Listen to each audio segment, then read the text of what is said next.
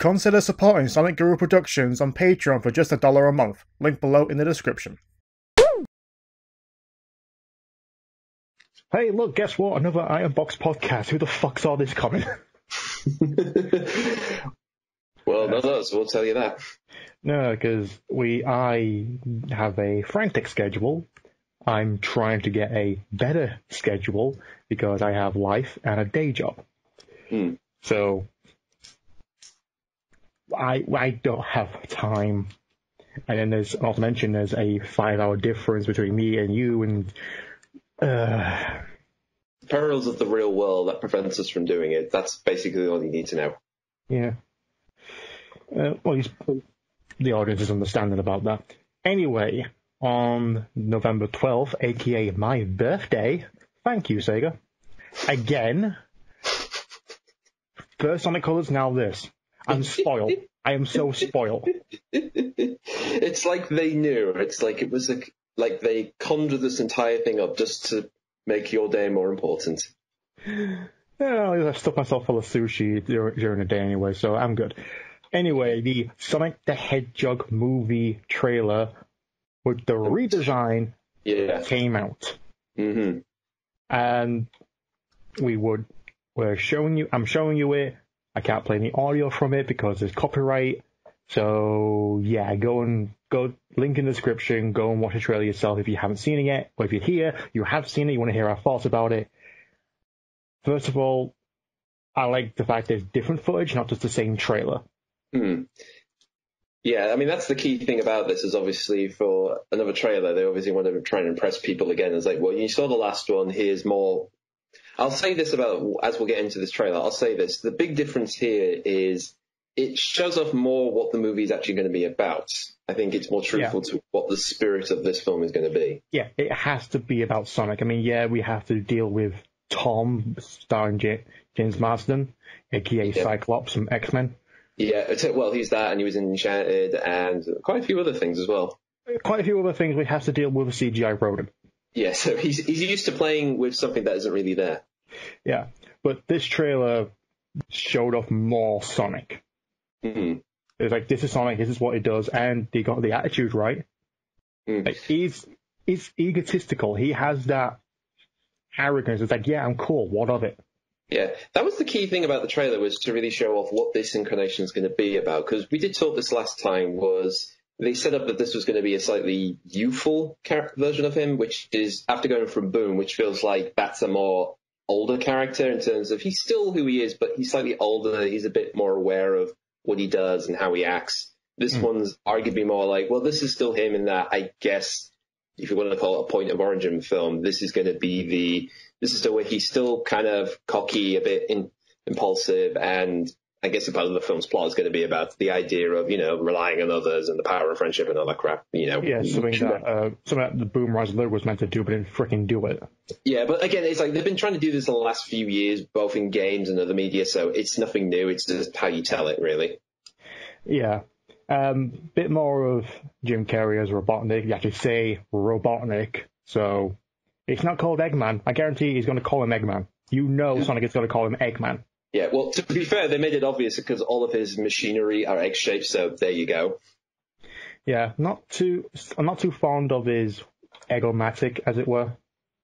Yeah, his like flying machine thing. I had a feeling that was going to be different anyway. I wasn't expecting it to be the round thing with the caution signs on, but whatever. Yeah, but the trailer is more energetic. Because it shows Sonic being Sonic. The baseball scene, the throwing the darts. He can just sort of do anything he wants, doesn't have to do it. He can play ping pong with himself, all that stuff. Yeah, Martin Schwartz is his name Schwartz or Schwarz? I can't remember how you pronounce his last name. I think it's a case of how you pronounce it. Yeah, he's got the right attitude. I mean, it's not. I still would rather hear like Jaleel White or Roger Craig Smith play him. Yeah, well, at least Jaleel White is an actor. He has starring roles. Yeah, well, he has been in. Well, that's the thing. He plays. Oh, I'm probably gonna kick him for this. He is in the new DuckTales, playing one of the the three kids. I can't remember, whether he's put it this way. Huey, Dewey, or Louie. Yeah. Yeah. So I already had a feeling from that when I heard him in that it was going to be, okay, it'll be similar to this, but more additive be put into this character, obviously. Yeah, I definitely catched it. Yeah, I know you're waiting. What do you think of the redesign? What do you think of the redesign? What do you think of the redesign? We'll get to it. We're going to get to that bad boy. But the scenes with Sonic, it's like, yeah, this is what I want. Like, the rubber band ball scene, that's funny. It's obviously he was doing it. It just goes off, comes back. Yeah, it wasn't that big. Yeah, gift option, no. And you just play with a paddle ball. Exactly. I mean, that's the thing. If you're going to have this character, part of the fun is it's okay. He can do anything he wants because he can do it that quick. It's like play up his personality and his abilities. So you're going to have jokes like that. And funny enough, actually, one of the former Boom writers did point out saying it's not the first time he's had an interest in giant ball-shaped things. I mean, in Boom, apparently they saw the world's largest twine ball. Yeah. So there you go. Don't have my favorite Knuckles quote. But Eggman's getting more creative, don't you think? I try not to. Yeah. That's one of my favorite quotes of Knuckles. Yeah, there are many, but that's for another time. Yeah, and compared to the last trailer focused more on Jim Carrey. Like his introduction, everyone knows who he is. They don't like him. Yeah, but he is the smartest person in the room, and he knows that. Yeah, he's more eccentric.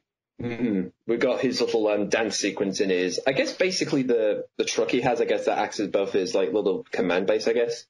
Yeah, basically it's like Optimus Prime's truck. Yeah, with all the stuff in it.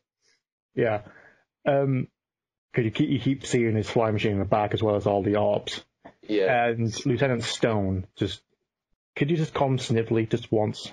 Well, again, this is, if we're going to, I have seen a lot of people on the internet saying, various things throughout the trailer, like, oh, is this a reference to the games or the comics or whatever? And to be fair, this is the most blunt it is, and he has to have somebody there to talk to and kind of at times undermine, so I guess you can call I'm losing my track of mind. Basically, Eggman has anything like prior. I think on Unleashed onwards, he's always had someone in the games. In the animated series, there's always someone. Yeah, it differs from having 2 or 1, but here we're going for 1 again. Yeah, like we had Scratch and Grounder, Snively, Sleet and Dingo, Deco and Boko, and Allbot and Cubot, or not to mention Sass, as he's called. I call him Ergo. Yeah, Ergo.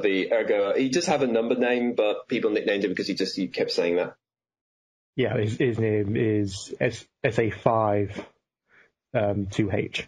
I think that is. Someone correct me, but it's just a code, but it's spelled Sass. Yeah. There you go. Hey. But redesign, well, what do we think? He looks like a freaking plush toy, and I want one. Yeah, we're definitely going to get into this. There's quite a few things I want to talk about the whole redesign business. So, all right. So we all knew coming up that the big deal about this was to show off the new look and people, that was the main thing. Like, there was many things wrong with the original. I hated his human-like proportions. I hated the fact he had no gloves. They were just white paws. I hate the fact that I had so many quills on his back and head. It's like, he has a finite number. How can you mess that up? Yes. And it's just the shape of his eyes and how realistic his nose was. Yeah, I mean, there's no getting away with it. I mean, the big meme of everything was the screaming part, which everybody's like, oh, this is weird and terrible.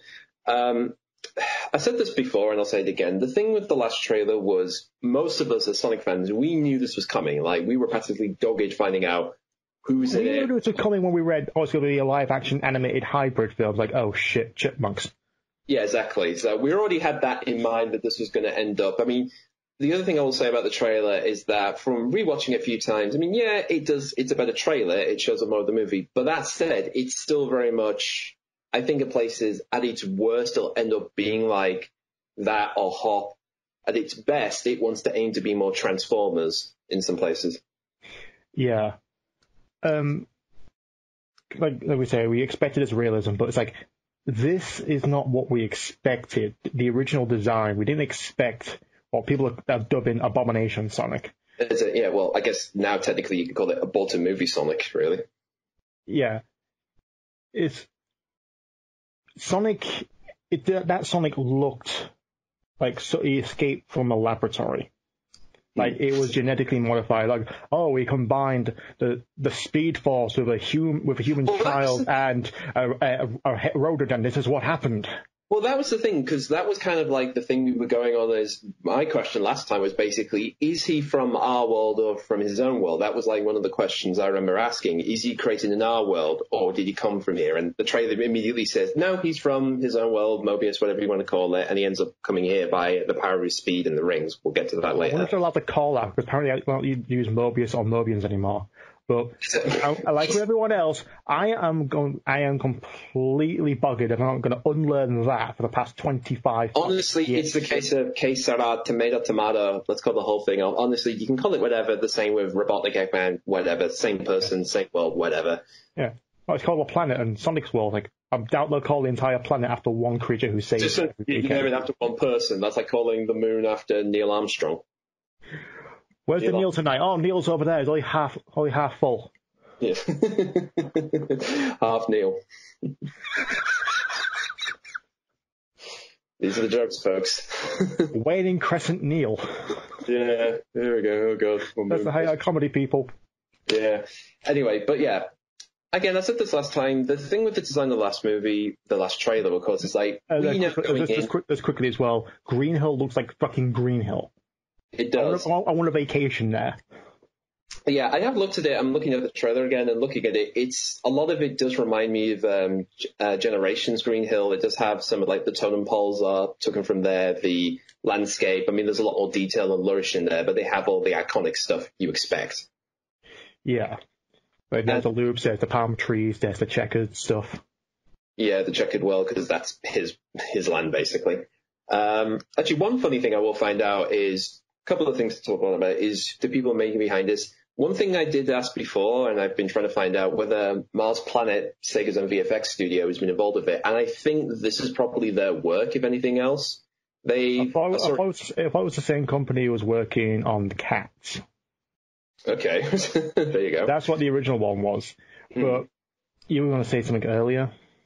No, I was going to say, I mean, I was curious of like who's it. So Mars, because we did originally when they announced this, they did say they were involved in this movie in some point. So we did question whether like all the VFX stuff of Sonic was going to be done by them, and then maybe some handed over to the US and back. Because again, visual effects.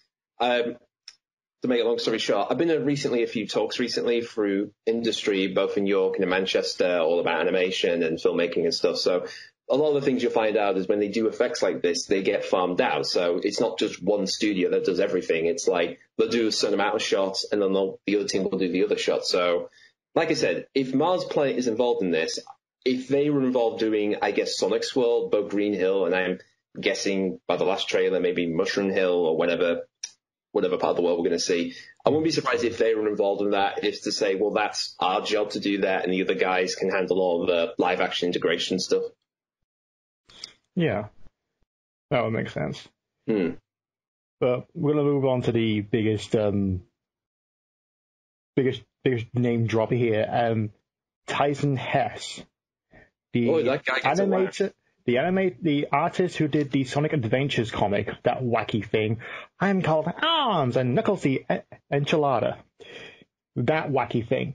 Who then went on to make the Sonic Mega Drive comic series with Archie. And continues to be an artist with IDW, did the animation for Sonic Mania, Mania Adventures, and Team Sonic Racing Overdrive. Was involved in the redesign. It was involved with the redesign of Sonic in this movie, so you thank him. Yeah, apparently he did tweet it out saying that he was involved, working with, the rendering and texturing. And again, he mentioned that apparently the team behind this, there were LA, Vancouver, and London. Quote, working with Jeff and the modelers, riggers, texture fur artists, and animators at LA, London, and Vancouver was a thrill I'll never forget.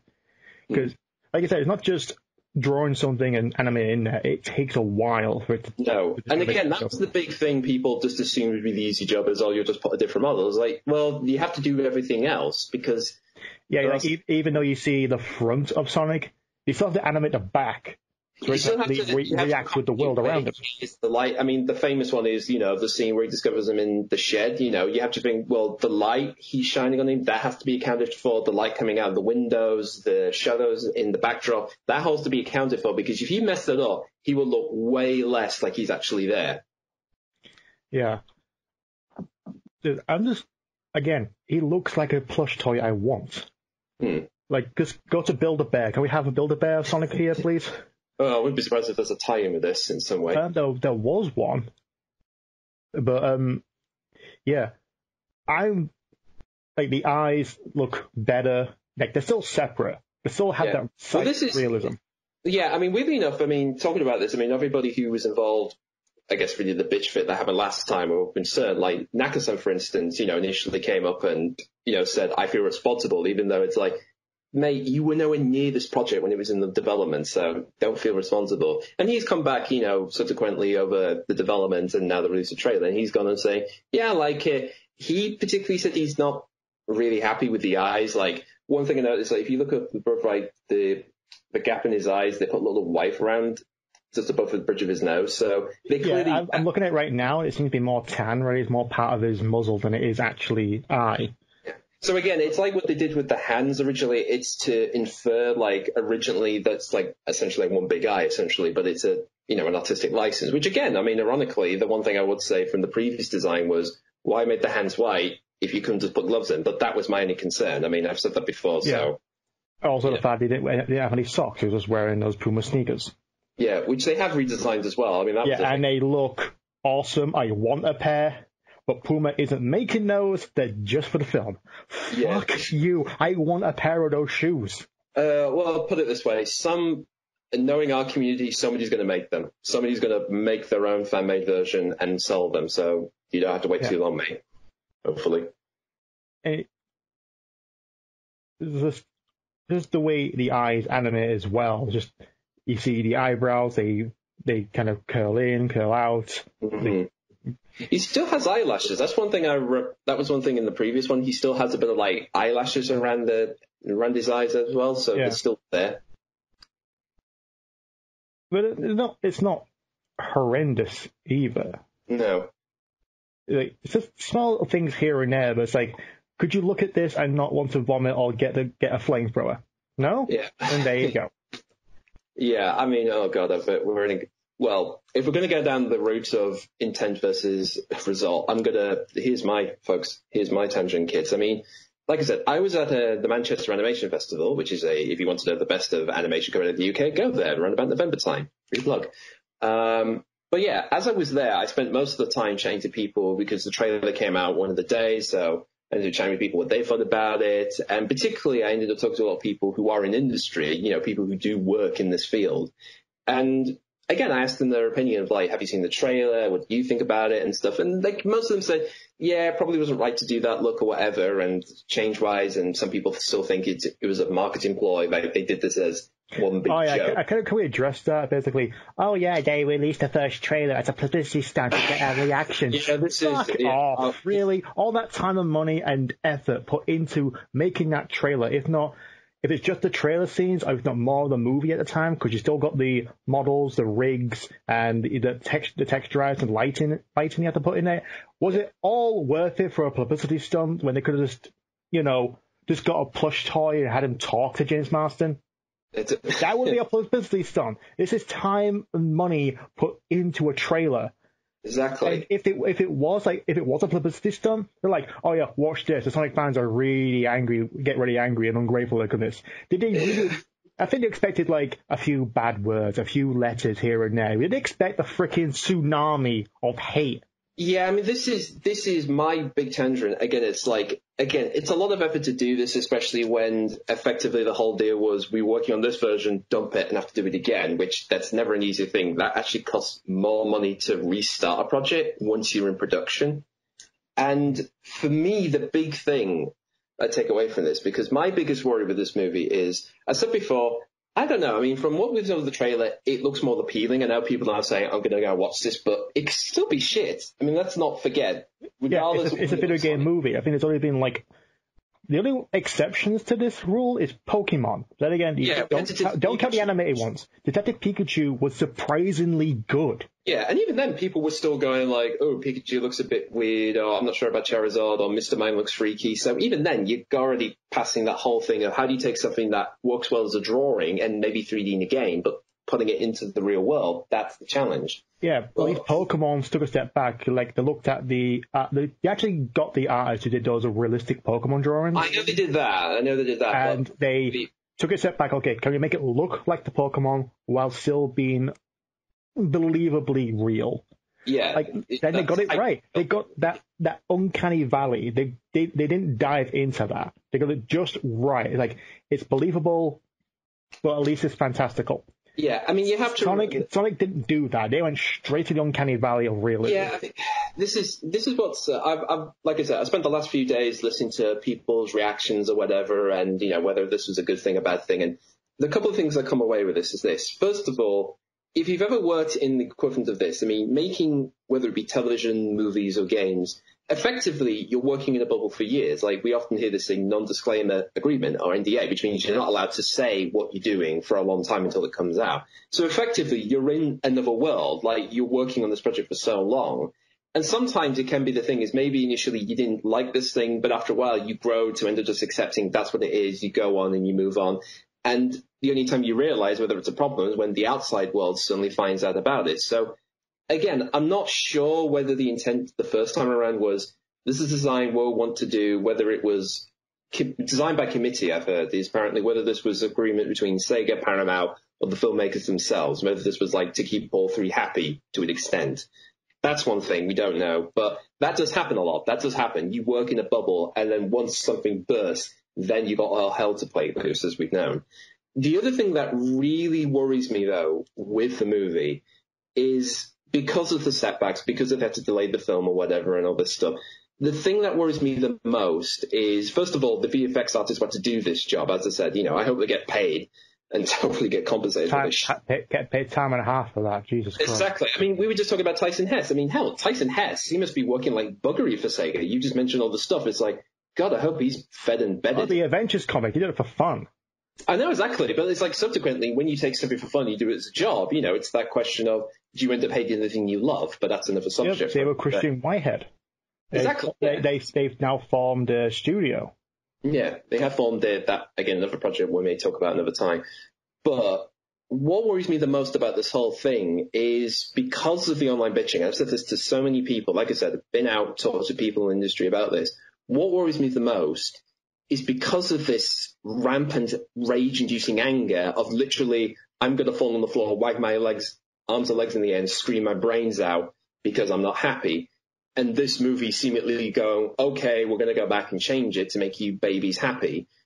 What worries me the most is people will get the incentive, well, if they can do that, who's to say we can't do this to any other major project? Who's to say if they make, I'm trying to think of a good example, like, let's say, any other big project, if a trailer comes out and they don't like it, it's like, wow, we hate this. Social media, go overdrive. It's like, oh, we're going to change it now.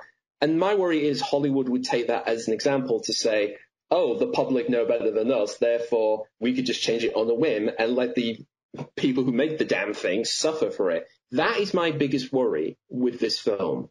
And that is what worries me the most with the legacy of it, because regardless whether it's a good or bad film, again, can go either way, don't know. But if this sets a precedent for shit like this to happen for any other major project, that is a terrible thing to happen.